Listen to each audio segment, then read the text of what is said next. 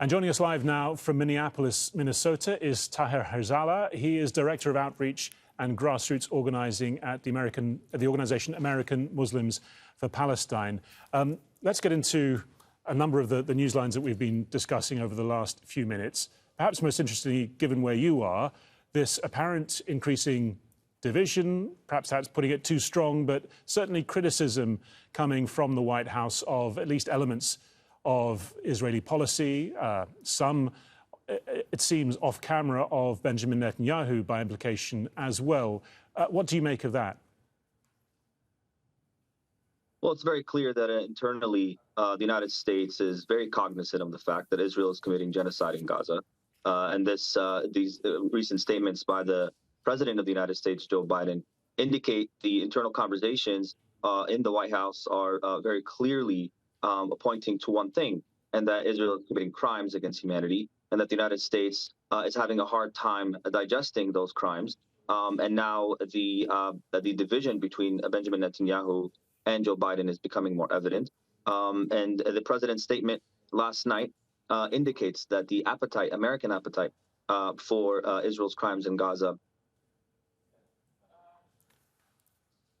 And so what do you make of the fact that I think we may have lost the line to Taher Herzallah. Are you still there? Can you hear us? Mr. Herzallah, I think we need to move on. We've lost the sound. I don't know if there's anything you can do at your end, if you've muted by mistake. No. All right, we'll try and come back to him later if there's time. But thank you very much, Taher Herzallah. Still ahead on Al Jazeera. Not just a piece of art, we have more on the famous sculpture destroyed by Israeli forces in Jenin.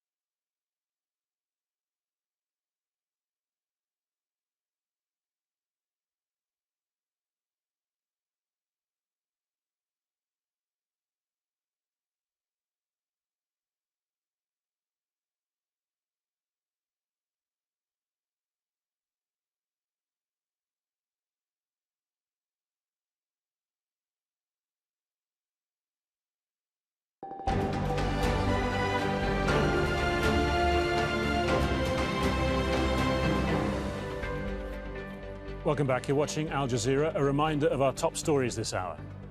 New pictures from a school sheltering displaced Palestinians in northern Gaza show bodies piled up following an Israeli attack. Witnesses say a number of people, including women, children and babies, were killed execution-style by Israeli forces while they were sheltering inside. Hundreds of thousands of Palestinian families are fighting for survival in Gaza as heavy rains bring extensive flooding. Large parts of informal camps are underwater amid Israeli attacks. Aid agencies warn waterborne diseases could spread on a wide scale.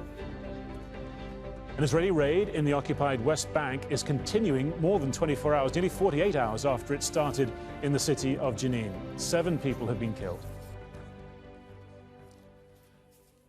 Now let's hear from Martin Griffiths. He's the UN Under-Secretary for Humanitarian Affairs and Emergency Relief. He told Al Jazeera that Hamas was among the Palestinian voices that needed to be heard when deciding the future of Palestine. Why aren't we asking the Palestinian people what they want to see? And of course, their ideas will be confused in many ways. Their views about starting a political process will be overambitious, no doubt. Their voice, just as in Sudan, the civilian voice, the civil society, the civilian voice, the voice equally also, by the way, of Hamas and other organizations who've been involved in the Palestinian universe, needs to be heard. We need them to be given the opportunity to tell us their views about the future. I'm a stranger. I get no vote in Palestine. But there are many who do, and they have strong views, much better informed than mine. Well, Martin Griffiths there talking to our diplomatic editor James Bays for Talk to Al Jazeera. You can see that on Friday, December the 15th at 11:30 GMT. Now, let's cross back to Minneapolis, Minnesota, and Taher Herzallah. Thank you very much for your patience staying with us. We were talking a couple of minutes ago, you were talking about the nature of the apparent policy division and discomfort within the US administration. Now we have National Security Advisor Jake Sullivan heading out to the region. What do you expect of him, and do you think he can be successful in pulling levers to potentially mediate and change Israeli policy? Yes, I think the statements by the president at a public gathering describing what Israel is doing as, quote, indiscriminate bombing is a reflection of the type of internal conversations that are being had in the White House about what Israel is doing in Gaza. And the criticisms of the Biden administration here in the United States are becoming louder and louder by the day, where congressional staff are now confronting their members of Congress, their bosses, essentially, on Capitol Hill, demanding a ceasefire. And so as the pressure mounts on the Biden administration, we are starting to see that the Biden camp is more and more inclined towards discussing a ceasefire, or more and more inclined towards moving in that direction, at least. But the problem is that the U.S. administration so far has maybe started to break ranks with Israel as far as the narrative is concerned. However, as far as U.S. weapons supply is concerned, that flow, or that faucet is still open and on. And unfortunately, we saw this week the $105 million transfer of ammunition, tank shells, to Israel to continue its, quote, indiscriminate bombings that Joe Biden so rightfully described. Well, yeah, there are some reports that there is a ban on, or at least a delay to the transfer of M16, tens of thousands of M16 rifles, because of fears that they might be used in the occupied West Bank. And the United States has been sort of pushing against settler attacks in the occupied West Bank, but at the same time voting with Israel in the United Nations. So it's a case of certainly more public-facing discomfort and criticism, while at the same time at the UN it very much is voting with Israel.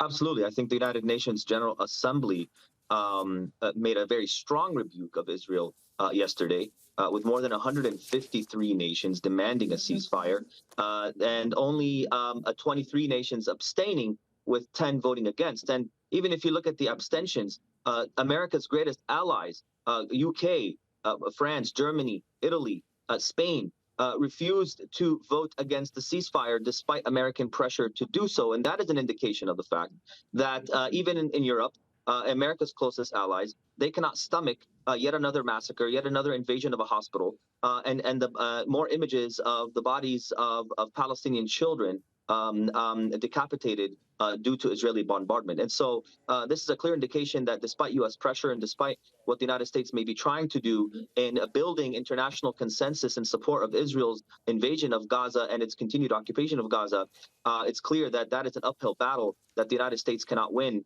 And that's why we are seeing also the Biden administration changing its tone with regards to what is taking place and starting to send clear messages to Israel that this the moral authority or the moral claim that Israel may have had on October 7th no longer stands as it continues its genocide in Gaza. All right, Taher Herzallah, thank you for your time. Thank you for staying with us despite those technical glitches, and thanks for joining us from Minneapolis.